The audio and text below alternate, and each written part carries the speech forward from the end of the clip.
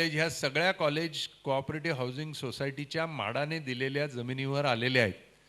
त्या संस्थेनं त्यांची सरप्लस एरिया त्या कॉलेजेसला दिले आणि तिथल्या विद्यार्थ्यांना तिथल्या रहिवाशांना मेरिट जरी नसलं तरी त्या सर्व कॉलेजमध्ये कोटामधून ॲडमिशन मिळतं.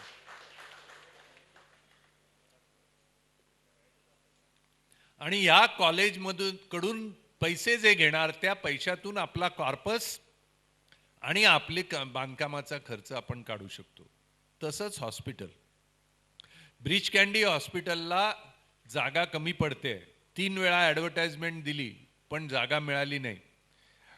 आपण जर 5 लाख फूट 4 लाख फूट ब्रीच कँडी हॉस्पिटलला देऊ शकत असू तर ते हॉस्पिटल बांधतील आणि आपणच फक्त 504 मेंबर, बाहेरचा एकही माणूस नाही, 505वा मेंबर म्हणजे ब्रीच कँडी हॉस्पिटल. त्यांचं हॉस्पिटल आपल्या प्रिमायसिसमध्ये येईल आणि आपल्या सर्व मेंबर्सना फ्री चेकअप तर पर 3 मंथ्स आणि त्यांना ॲडमिशन फ्री आणि ट्रीटमेंटमध्ये discounted fare at 10% off the fare. हे देखील आपण करू शकतो. आता तुम्ही विचाराल की आम्हाला भाडं किती मिळणार.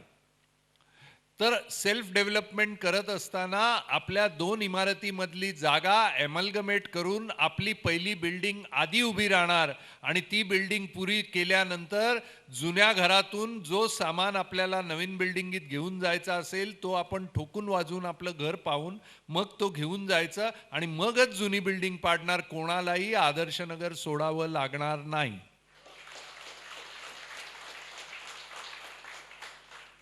हा सेल्फ डेव्हलपमेंटचा ॲडव्हान्टेज आहे. आपण आपल्या घरात राहणार, आपण आपल्या डोळ्यासमोर आपली बिल्डिंग बांधत असलेली बघणार, ती पूर्ण झाली की आपण जुन्या बिल्डिंगीतून नव्या बिल्डिंगीत जाणार, मगच आपली जुनी बिल्डिंग पाडली जाणार.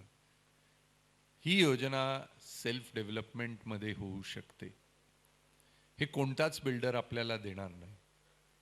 त्यामुळे सेल्फ डेव्हलपमेंटच्या योजनेमध्ये बिल्डर देतो त्यापेक्षा उत्तम प्लॅन, बिल्डर देतो त्यापेक्षा अधिक एरिया, बिल्डर देतो त्यापेक्षा चांगलं बांधकाम, बिल्डर देतो त्यापेक्षा वेळेवर बांधकाम. बिल्डर गॅरंटी देत नाही पण आपल्या टेंडरमध्ये लार्सन अँड टुब्रो किंवा कोणत्याही कॉन्ट्रॅक्टरला देत असताना 60 वर्षाची स्ट्रक्चरल गॅरंटी आणि 20 वर्षाची वॉटरप्रूफिंग गॅरंटी आपण लिहून घेणार. आणि नावाजलेल्या कॉन्ट्रॅक्टरकडून करून घेणार. सरप्लस एरिया जो आहे तो आपण विकणार. तो ज्याला विकणार, मग तो हॉस्पिटल असो, कॉलेज असो, प्रायव्हेट एंटिटी असो, बँक असो किंवा कॉन्ट्रॅक्टर असो किंवा लार्सन अँड टुब्रोच असो, त्यांना आपण विकायचं. तुम्ही विचाराल असं कुठे झालंय का? झालेलं आहे. म्हाडाच्या कॉलनीमध्ये झालेलं आहे, झालेलं आहे. Sahakar Nagar Chembur, shell colony, building number 1 ते 36 या एका बिल्डरकडे गेले. त्या बिल्डरचं नाव मिडास बिल्डर. त्यांची सध्या एरिया 375 स्क्वेअर फीट. मिडास बिल्डरनी 450 स्क्वेअर फीट दिला आणि 1.5 लाखाचा कॉर्पस दिला आणि भाडी दिली. 8 बिल्डिंगी दुसऱ्या बिल्डर्सकडे गेली. त्यांचं बांधकाम अजूनही झालेलं नाही.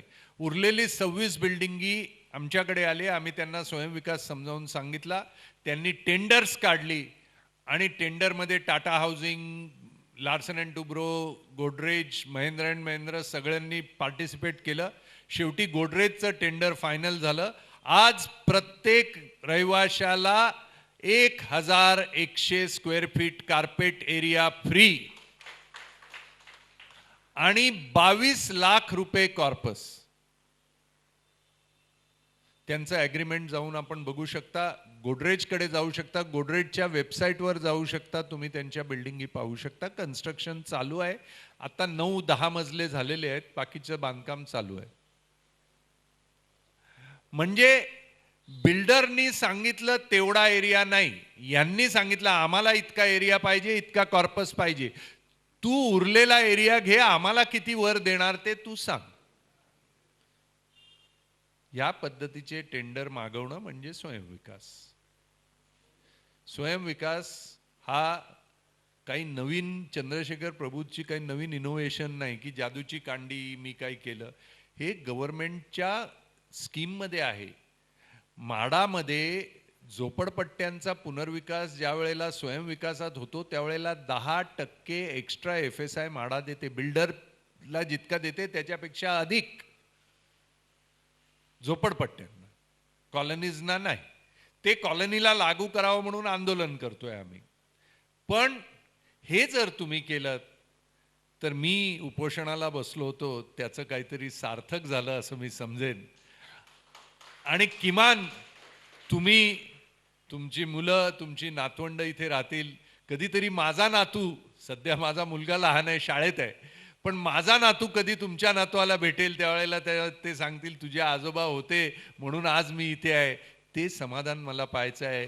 त्या समाधानाकरता आज मी या ठिकाणी आलेलो आहे. हे समाधान जर तुम्ही मला देऊ शकलात, या जागा न विकताना ह्याच ठिकाणी तुम्ही, तुमची मुलं, तुमची नातवंड जर राहिलीत तर मला आनंद होईल. आणि तुम्हाला जी काय मदत याकरता आवश्यक असेल, म्हणजे जनरल बॉडीची मीटिंग घेतल्यापासून ते बिल्डिंग पूर्ण होऊन चाव्या घेऊन आतमध्ये जाईपर्यंत जी मदत माझ्याकडून हवी असेल ती तुमच्याकडून एक पैसा चार्ज न घेताना मी द्यायला तयार आहे, हे मी जाहीर करतो. मला तुमच्याकडून पैसे नकोत, मला तुमच्याकडून मान सन्मान नको. या वेळेला ही फुलं दिली, पुढच्या वेळेला फुलं नाही आणलीत तरी माझी काही हरकत नाही. कुठे बोर्डावर माझं नाव लिहावं किंवा माझा उदो करावा असंही माझी हरकत नाही. पूर्ण मुंबईमध्ये ज्या ज्या वेळेला ते राजकीय नेते मला भेटतात त्या वेळेला त्यांना न बघता मी दुसऱ्या दरवाजाने निघून जातो. कारण मला म्हणतात काय झालं, माडाची कॉलनी सगळे बिल्डरांनीच घेतली ना, तू उपवासाला बसला होता यांच्याचसाठी का? तर एक कॉलनी जरी सेल्फ डेव्हलपमेंटमध्ये झाली तरी त्यांना मी सांगू शकेन, बघा मी उपासाला आदर्श नगर करता बसलो, श्रमिक सोसायटीनी करून दाखवलं. हे सांगण्याची माझ्यामध्ये हिंमत आहे, पण तुमच्यामध्ये हिंमत आहे की नाही मला माहित नाही. तर तुम्ही जर हिंमत दाखवली तर सेल्फ डेव्हलपमेंट आपण करू शकू. बिल्डर देतो त्यापेक्षा चांगल्या पद्धतीचं बांधकाम आपण करू शकू. आणि एक सुजलाम सुफलाम ही संकल्पना जी आहे ती संकल्पना केवळ कागदावरच नाही, केवळ स्वप्न दाखवायचं नाही. मला तुमच्याकडून काही अपेक्षा नाही. तुम्ही बिल्डरकडे गेला तर माझं काही नुकसान होत नाही. तुम्ही सेल्फ डेव्हलपमेंट केलं तर माझा काही फायदा होत नाही. फायदा झाला तर तुमचाच, नुकसान झालं तर तुमचंच. बिल्डर तुमचे 1 कोटी लुटून गेला तर तुमचंच नुकसान. आणि तुम्हाला जर 50 लाख रुपये कॉर्पस मिळाला तर फायदा तुमचाच, तो काय माझा होत नाही. मी फक्त ज्या कामाकरता उपोषणाला बसलो ते कामाला आलं एवढ्या समाधानानं मी रात्री झोपू शकेन. गेल्या 30 वर्षात हा प्रश्न माझ्यासमोर सतत येतोय की मी कोणाकरता लढलो, त्याचं उत्तर मला तुमच्याकडून हवंय.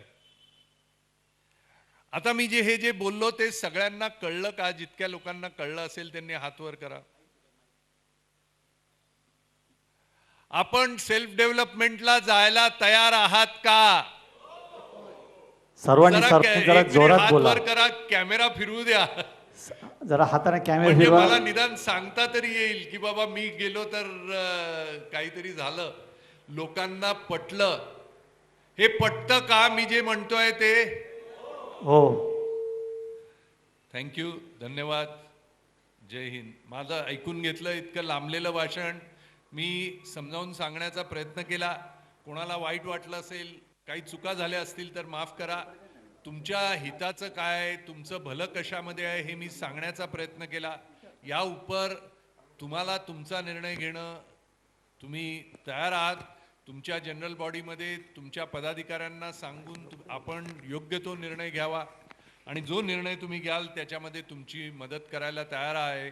जर तुम्ही स्वयंविकास केलं तर तुम्हाला वाटेल ती मदत मी द्यायला तयार आहे. एवढंच सांगून आपली रजा घेतो. जय हिंद, जय महाराष्ट्र. सर्वात पहिला प्रश्न मी विचारला होता हा नवीन DC रूल्स बद्दल. ज्यावेळी ते प्रोजेक्ट मॅनेजमेंट कन्सल्टन्सी ज्यावेळी आम्हाला सांगत होती त्यावेळी त्या प्रोजेक्ट मॅनेजमेंट कन्सल्टीनी एक सतत ते हार्प करत होते की तुम्हाला इथं डॉटेड लाईनवर सही करणं अर्जन्सी काय आहे? का तुम्ही लवकरात लवकर आम्हाला सांगितलं का रिडेव्हलपमेंट करायची आहे, तर नवीन जे डी सी रूल्स येत आहेत त्या नवीन डी सी रूल्समध्ये जे आपल्याला काही जाचकटी असतील त्या तुम्हाला बाधणार नाहीत आणि लवकरात लवकर आपल्याला जे पाहिजे ते आपल्याला प्लॅन मंजूर करून घ्यायला लागतील, कारण दॅट इज डेडलाईन त्यांनी काहीतरी सांगितली, विशिष्ट महिन्यामध्ये ते आपल्याला सँक्शन करावे लागतील. तर ते त्यांचं जे आर्ग्युमेंट आहे ते मी कंटेस्ट केलं. मी म्हटलं की नवीन जे सुधारित जी बांधकाम नियमावली आहे मुंबई महानगरपालिकेची, ही लवकरात लवकर अस्तित्वात येते आणि त्याच्यातनं जे काही मला ऐकू येतंय त्याप्रमाणे CRZ सध्याची आहेत, म्हणजे CRZ 2ची जी भरती उच्चतम भरती रेषेपासून 500 मीटर आणि जनरली CRZ 2मध्ये landward side of the road हे CRZ 2मध्ये मुक्त असतं. तर त्या पद्धतीने जे काही बंधनं आहेत ती कोस्टल झोन मॅनेजमेंट एजन्सी CZMAच्या सल्ल्यानुसार ती बंधनं शिथिल केली जात आहेत. त्यामुळे याच्यामध्ये आपली एंटरटेनमेंट कमी न होता ती वाढणार आहे, हे मी त्यांना सांगू इच्छित होतो. परंतु they were not in a position or in a mood to listen. हा माझा सर्वात पहिला प्रश्न होता. याचं उत्तर देऊ का? हां सर, दिला तर बरं होईल. आपण थांबा इथेच, म्हणजे परत दुसरा प्रश्न विचार, नाही तर बसा. याचं उत्तर यांनी जे सांगितलं ते यांनी उत्तर पण दिलेलं आहे. नंबर 1, PMC कोण देव आहे का की नवीन DC रूल काय येणार आहे आणि ते जाचक येणार आहे म्हणून आत्ता सही कर हे ठरवणारा त्याला कोणी सांगितलं की नवीन DC रूल काय येत आहे? आपल्या माहिती करता नवीन DC रूल मध्ये जुन्या DC रूल पेक्षाही अधिक फायदा आपल्याला मिळणार आहे, FSI मिळणार, एंटायटलमेंट मिळणार. आणि दुसरं, जर कोणी म्हणत असेल की लवकर सह्या करा म्हणजे नवीन DC रूल, त्यांना कायदा कळलेला नाही. Cardinal principle of law says when a old DC rule ceases to exist and the new DC rule comes, whichever is the stringent of the two shall be made applicable. म्हणजे आज तुम्ही जरी सही केली, प्लॅन जरी approve झाला, तरी नवीन DC rule आल्यावर या दोघीपैकी जो स्ट्रिंजंट आहे तो ॲप्लिकेबल करावा लागणार. त्यामुळे त्यातून तुम्हाला सुटका नाही. त्यामुळे हे जे म्हणतायत ते तुमची फसवणूक करतायत, असं काही नाही. टाइम्स ऑफ इंडियामध्ये याच विषयावर लेख आलेला आहे, मला वाटतं 8-10 दिवसापूर्वी, आणि आदर्श नगरचं नाव लिहिलेलं आहे की project management consultants Adarsh Nagar, Abhyuday नगर या ठिकाणी जाऊन त्यांना लवकर सह्या करा म्हणून सांगतायत. त्यांना गव्हर्नमेंटच्या अधिकाऱ्यांनी सांगितलं, यांना कोणी सांगितलं नवीन DC रूल काय आहे ते? यांना माहीत नसताना खरं तर जुन्या DC रूलमध्ये आपल्याला अडकून ठेवायचं, कारण नवीन DC रूल आला तर आपल्याला अधिक फायदा मिळेल, बिल्डरचं नुकसान होईल. त्यामुळे बिल्डरचं नुकसान कमी करण्यासाठी आपल्यावर हा फोर्स टाकला जातोय, असं माझं मत आहे. दुसरा प्रश्न विचारा सर. दुसरा प्रश्न मी जो त्यांना विचारला होता, म्हणजे ॲक्च्युली हे प्रश्न मी तिथं विचारले ते तिथं रिपीट करते, जेणेकरून इथे जे अनुपस्थित होते त्यावेळी त्यांना त्याची उत्तरं आपोआप मिळतील. दुसरा प्रश्न सर माझा असा होता की तुमची जी एंटायटलमेंट आहे ही कॅल्क्युलेशन तुम्ही ज्या आधारावर केलेली आहेत तो आधारच मुळात बेसच चुकीचा आहे. चुकीचा एवढ्यासाठी आहे की तुम्ही ज्यावेळी म्हणता की एवढा फंजिबल मिळेल, एवढा हे मिळेल, ते मिळेल वगैरे वगैरे, हे करताना तुम्ही जे कॅल्क्युलेशनमधून वगळलेलं हे सो कॉल्ड बाधित क्षेत्र, जो अफेक्टेड एरिया आहे, तो माझ्या माहितीप्रमाणे तो बाधित क्षेत्र असू शकत नाही. नंबर 1. दुसरी गोष्ट, ज्यावेळी तुम्ही आदर्श नगर करता, पूर्ण आदर्श नगर मिळून तुम्ही FSIची एंटरटेनमेंट ही तुम्ही कॅल्क्युलेट करायची आहे.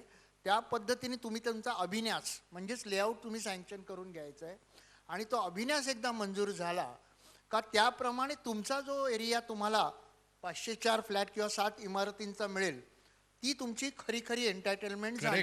Correct. So that is what I try to tell them. आता याच्यातले सगळ्यांना मराठी माहिती असेल, नाही माहिती असेल तर I can very well explain in Hindi or English. विचवर लँग्वेज नाही पण हे जे सर आता सांगतायत ते 100% खरं आहे. म्हाडाला जो FSI मिळतो तो कशावर मिळतो? पूर्ण आदर्श नगरवर.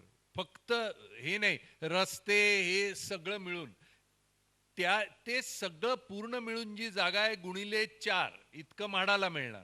त्यातून प्रत्येक नगराला किती मिळावं हा प्रो रेटा बेसिसवर एक एक नगर गुणिले 3 जितका FSI येईल तितका काढून मग टोटल FSI मधून वेगवेगळ्या नगरांची सोसायटीचे मायनस करून जे उरेल ते प्रो रेटा बेसिसवर सगळ्यांचं वाटप करेल. ते किती आहे हे जोपर्यंत फायनल प्लॅन अप्रूव्ह होत नाही तोपर्यंत कोणालाच करणं शक्य नाही.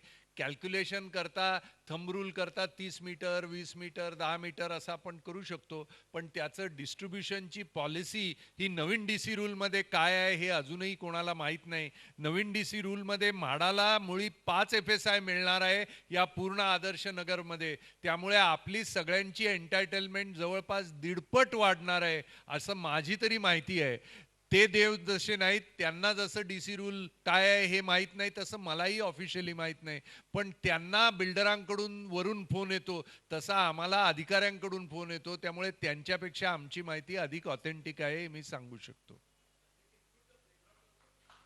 Yes. Playground is also being included. It is taken and then certain portion of the playground is deleted. After Deducted. multiplying that, certain portion is deleted. Now the modern DC rules, sir, for your information, are far more advanced. Whatever he gets the feedback from the officials, similarly we also get to know. I have appeared Because I am before also in the model DC rule नवीन जे करायला अधिकारी नेमलेले आहेत mister Ramanath Jha. I have had at least 7 meetings with him and his entire officialdom for 2 hours at a stretch we have discussed. There are some things which I can reveal, some things which I may not be able to reveal today because my discussions with that. But I can tell you 100% that what is being thought for us will definitely be better than what we have now, only because there is an election coming round the corner. No one would give you less than what you are getting because in the elections they have to face the people. Hence, whatever you are getting, you will get. What I have recommended to people is something else. What I have recommended on all MHADA colonies, I have given this in writing, and I have recommended over and above whatever is the present entitlement, 300 square feet carpet area extra per family to be given over and above whatever is your entitlement on construction cost. That means if you pay 2,000 rupees per square feet multiplied by 300 in 6 lakhs of rupees, you will get whatever 700 or whatever you are getting now plus that 300. That is what is my recommendation for MHADA colony, which I have given on behalf of the Federation of all MHADA colonies of Mumbai has been submitted to them. So if they don't give that, we are going to agitate for it. We are not going to leave it. But in any case, it is not going to be less than what you are entitled today. It will always be more than what you are entitled today. The area calculations which they have projected need to be rechecked and need to be certified by another. For example, जर आपण एखाद्याला डॉक्टरांनी निदान केलं आणि दुर्धर आजार आहे म्हणून सांगितलं तर नेहमी आपण दुसऱ्या डॉक्टरचा सेकंड ओपिनियन घेतो.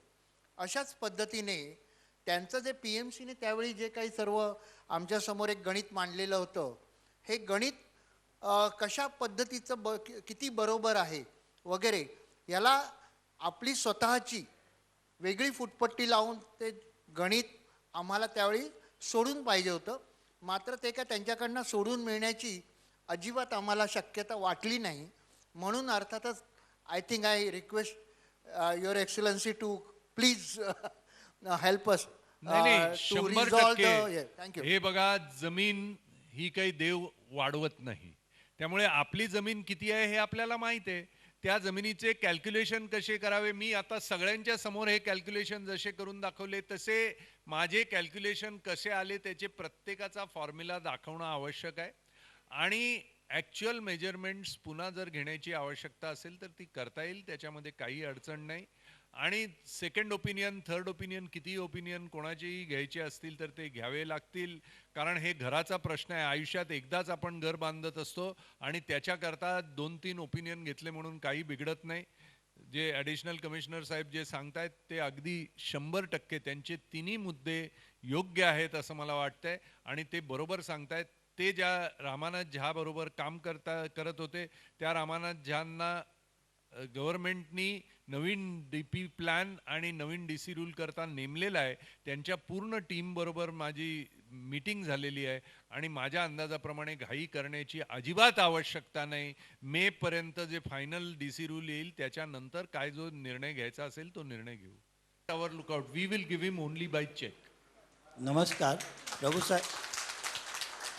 प्रभूसाहेब नमस्कार. ज्या वेळेला PMC श्रमिक सोसायटीनी नेमण्यात आलं तर त्यावेळेला त्या या PMCचे चार्जेस म्हणून 14.5 करोड रुपये मेन्शन करण्यात आले. त्या अहवालामध्ये तुमच्या आहेत. तर कृपया PMCचे किती चार्जेस असतात त्याबद्दल लोकांना जरा माहिती देण्यात यावी. थँक्यू. PMCचे चार्जेस किती असावेत हे ज्या वेळेला PMCजना बोलवतात त्यावेळेला त्यांना टेंडर भरायला लावतो आणि प्रत्येक PMC आपापले चार्ज टेंडर करतो. आमच्या एका सेल्फ डेव्हलपमेंटमध्ये एका PMCनी टोटल 380 टेनंट्स करता 40,000चं टेंडर मिळालं. 40,000 फक्त. त्यामुळे वेगवेगळ्या PMC वेगवेगळे असतात. आता 14 कोटी जे इथे लिहिलेले आहेत ते कशा करता त्यांनी मागितले आणि कशा करता दिले हे निदान मला तरी समजायला मार्ग नाही आहे. त्यामुळे मी कोणा दुसऱ्या PMCवर काही कॉमेंट करणं योग्य नाही. पण तुम्ही जर टेंडर्स मागवले तर टेंडर्स जनरल बॉडीच्या समोर ठेवले तर PMCला किती द्यावे हे कळतं. नॉर्मली पर मेंबर PMC हा on an average at the most म्हणजे 4,000 ते 5,000 पर मेंबर असं PMCचा कधी कधी हे असतो, रेट असतो. म्हणजे जरी 10,000 5,000 पर मेंबर म्हटले तर 500 गुणिले 5,000 किती होतात? 2.5 कोटी. जर 4,000 पर मेंबर म्हटले तर 2 कोटी असे नॉर्मली होतात. पण त्याच्यामध्ये PMC काय काय करणार हे सगळे टर्म्स अँड कंडिशन एंटर करायचे असतात. नॉर्मली कन्स्ट्रक्शनच्या कॉस्टचं अमुक एवढं पर्सेंटेज असतं आणि हे तुम्हाला सांगतो की हे मी म्हणत नाही. काउन्सिल ऑफ आर्किटेक्चरचं पार्लमेंट ऑफ इंडियाचं वेबसाईट आहे, काउन्सिल ऑफ आर्किटेक्चर. त्याच्यावर गेलं तर PMCला किती पेमेंट करायचं असतं, what is the minimum, what is the maximum depending on the cost of the project हे गव्हर्नमेंटनी स्पेसिफाय करून दिलेलं आहे. कोणी त्याच्यापेक्षा कमी घेतलं तरी गव्हर्नमेंट त्याच्यावर ॲक्शन घेऊ शकतं आणि कोणी त्याच्यापेक्षा अधिक कोट केलं तरी गव्हर्नमेंट त्याच्यावर ॲक्शन घेऊ शकतं. जी आपली एंटायटलमेंट वजा करून उरलेली जी एंटायटलमेंट आहे त्याचे 30% आपल्याला म्हणजे सोसायटीला आणि 70% म्हाडाला असं द्यायचं असतं. त्यावरून ते वर्कआउट केल्यावरच 388 पैकी जे 78 स्क्वेअर फीट मी वजा केले ते प्रत्येक घरामागे 78 स्क्वेअर फीट हे म्हाडाला द्यायचे. हे ह्या आपला जो PMC आहे त्याने दिलेल्या अहवालात आहे. तोच आकडा मी धरलेला आहे. मी काही आकडेमोड करून त्याच्यामध्ये डिस्प्यूट निर्माण केलेला नाही. बरोबर. त्यांनी म्हाडाला जितकं द्यायचं आहे म्हटलं तितका स्टॉक, प्रीमियम हा विषय आता संपलेला आहे. आता स्टॉक आहे. तो स्टॉक त्यांनी किती दिलाय तो वजा करून सुद्धा 1310 का 1311 उरतात. आता हे 1310 यापैकी आपण आपल्याकडे किती ठेवावेत आणि विकावे किती हे जनरल बॉडीने ठरवायचं आहे आणि त्या सगळ्यांनाच तितके नाही मिळणार. एखाद्याकडे जास्त एरिया असेल तर 1350 होतील त्याचे, एखाद्याकडे कमी असेल तर 1250 होतील, जे काय त्याप्रमाणे त्या फॉर्म्युला प्रोरेटा बेसिसवर. पण ढोबळ मनानं ॲव्हरेज जर घेतलं तर प्रत्येकाचा अधिकार 1300 फुटावर आहे. त्यापैकी स्वतःला किती ठेवावे आणि विकावे किती हे ह्या कॅल्क्युलेशन प्रमाणे, म्हणजे मी काही मेजरमेंट घेतलेलं नाही, जे कॅल्क्युलेशन तुम्हाला दिलंय त्याच्यावरूनच मी तुम्हाला दाखवतोय. त्यामुळे वेगळा काही कॅल्क्युलेशन मी केलेलं नाही. आणि नवीन डीसी रूल येईपर्यंत आम्ही थांबायला पाहिजे असं आपल्याला वाटतं. निश्चित थांबायला पाहिजे. घाई गर्दीनं कोणताही निर्णय घेऊ नये, अजिबात सया देऊ नये. आणि कोण जर घाई करत असेल तर निश्चितच त्याच्यात काळबेरा आहे हे पक्क समजा. धन्यवाद, धन्यवाद. Thank you sir. आज भाष्य मला असं तुमचं हे प्रोजेक्ट पाहून वाटलं की फक्त बिल्डर धार्जिणी योजना याचाच विचार झालेला आहे, त्याच्या व्यतिरिक्त जी योजना त्याचा विचार झालेला नाही. पर्यायी योजना दोन्ही योजनांचा विचार करून त्यातून निर्णय घ्यावा. त्यामुळे ती दुसरी योजना काय असू शकते हे मी सांगण्यासाठी आलेलो आहे. कोण योग्य, कोण अयोग्य, कोण चांगला, कोण वाईट, कोण पैसे खाणारा, कोण नाही, हे तुम्ही माझ्यापेक्षा चांगले जाणतात. पण ज्या वेळेला आता बिल्डरला 350 कोटी किंवा 500 कोटी मिळत आहेत हे म्हटल्यावर लोकांना वाटत असेल या बिल्डरला आणणारे यांना काहीतरी मिळत असणार. पण इथे स्वयंविकासात कोणालाही काही मिळत नाही.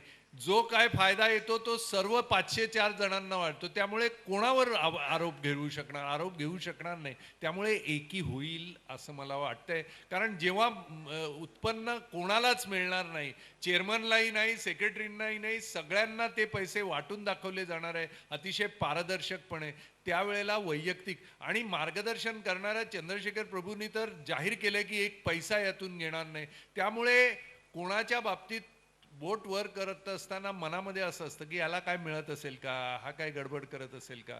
तर आणि Larsen and Toubro, Gammon India याच्यासारखे आंतरराष्ट्रीय कीर्तीच्या बांधकाम तज्ज्ञांमध्ये टेंडर काढून जर त्यांना देत असतील तर त्याच्यात कोणी काही चिरीमिरीचं काम करणारी लोक नाहीत. हे कधी होतं जेव्हा छोटे मोठे हे बिल्डर असतात आणि ज्यांचा केवळ धंदा बिल्डरचा आहे.